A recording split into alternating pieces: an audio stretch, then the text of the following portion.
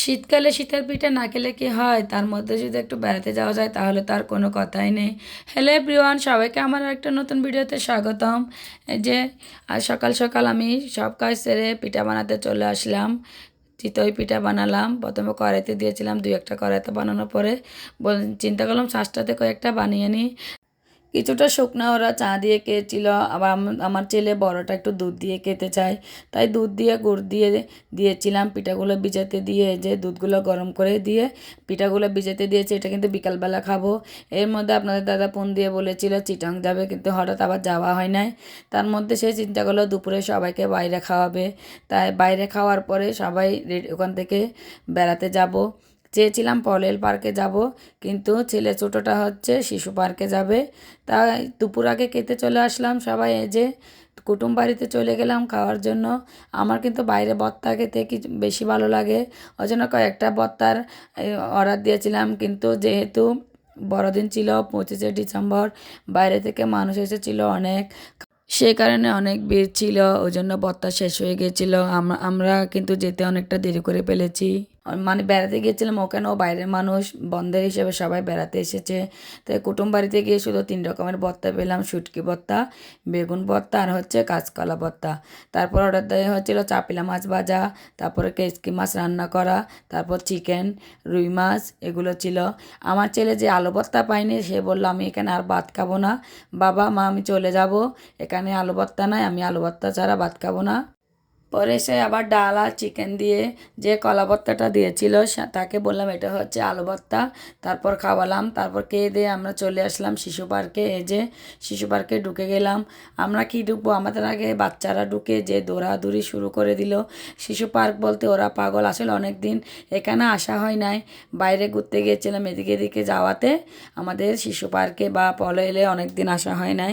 আমার বাগনা এসেছিলো, মেহমান এসেছিলো, ভাবলাম সবাই মিলে পলো এলে যাবো, কিন্তু এ ছেলেটা মানলো না। তার বাবাকে বলল পায়ে ধরে আমি শিশু পার্কে যাব আর কোথাও যাব না। তো ভাবলাম শিশু পার্কে একটু ঘুরে নিই, তারপর পলে এলে যাব। কিন্তু এদেরকে কোনো মতে বের করতে পারতেছি না, কতক্ষণ ঘোরাতে, কতক্ষণ গাড়িতে, কতক্ষণ দোলনাতে, এভাবে সে দৌড়াচ্ছে। দৌড়াতে দৌড়াতে এক পর্যায়ে সে গেমে যায়। তারপর ওর জ্যাকেটটা খুলে দিতে হয়েছিল। এই যে এটাতেও চড়ার পরে সে গেমে যায়, সে ঘামলে কিন্তু তার সমস্যা হয়, তার যে শ্বাসকষ্ট আছে ওটা বেড়ে যায়। পরে দিয়ে জ্যাকেট ট্যাকেট খুলে দিয়েছি একে। একটা ছবি তুলতে চেয়েছি কিন্তু তুলতে পারতেছি না, অনেক কষ্ট করে 2-1টা ছবি তুলেছি। বড়টা তো একেবারেই তুলতে চায় না ছবি, দেখেন কম ছবি থাকে আমাদের সাথে, সেই ছবিতে আসতে চায় না।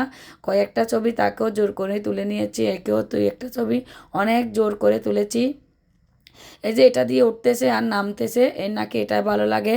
পরে একটু দোলনাতে নিয়ে গেছিলাম, দোলনাতে দুটা দেওয়ার পরে সে পড়ে গেল দোলনা দেওয়াতে, সে আর দোলনাতে উঠেনি, এখানে চলে আসলো। এটাতে চড়তেছে, একটা বাচ্চাকে পেয়েছে সঙ্গে, ওর সাথে নামতেছে আর খেলতেছে। এই যে দেখুন ওর দুষ্টমিটা। পরে সে পড়ে গিয়েছিল একটু করে, আবার উঠে হাসতেছে, বলতেছে আমি ব্যথা পাই নাই। তারপর দোলনাতে একটু নিয়ে গেছিলাম, দেখুন একটু করে দোলনা দিতে না দিতে সে পড়ে গেল আর চললো না। এখানে অনেক আনন্দ মজা করলো সবাই মিলে, একটু সবাই মিলে আজকে আনন্দ করেছি অনেক। বাচ্চারা অনেক খুশি হয়েছে আমাদের থেকে, আসলে বাচ্চারা আমাদের থেকে অনেক কিছু হয়। এই যে বাঁকনে, তারপর আমার ছেলে দেখেন কোথায় উঠেছে। এটাতে উঠলে তো আমার ভয় লাগে, এদের কোনো ভয় নাই। দেখুন এরা কীভাবে চড়তেছে, অনেক জোরে জোরে। পরে আমি চিৎকার দিয়ে থামিয়ে এদেরকে নামিয়ে নিয়েছি, আমার খুব ভয় লাগতেছিল, কারণ বাত খেয়েছে যেহেতু, এটা চললে যদি কোনো সমস্যা হয় বা বমি করে, ওই জন্য নামিয়ে নিয়েছি। আর এদিকে একে দেখুন কতক্ষণ এর সাথে আর কতক্ষণ এর সাথে খেলতেছে। অনেক কষ্ট করে বের করে নিয়ে এসেছি, পরে অনেক সন্ধ্যা হয়ে গেছিলো, পলো এলে আর যাওয়া হয় না এদের জন্য। সন্ধ্যা 6টা 6:30টার দিকে বের হয়ে এসেছি এদেরকে নিয়ে। আজকের ভিডিওটা এ পর্যন্ত। যদি ভালো লেগে থাকে সবাই একটা লাইক কমেন্ট শেয়ার করে দিবেন।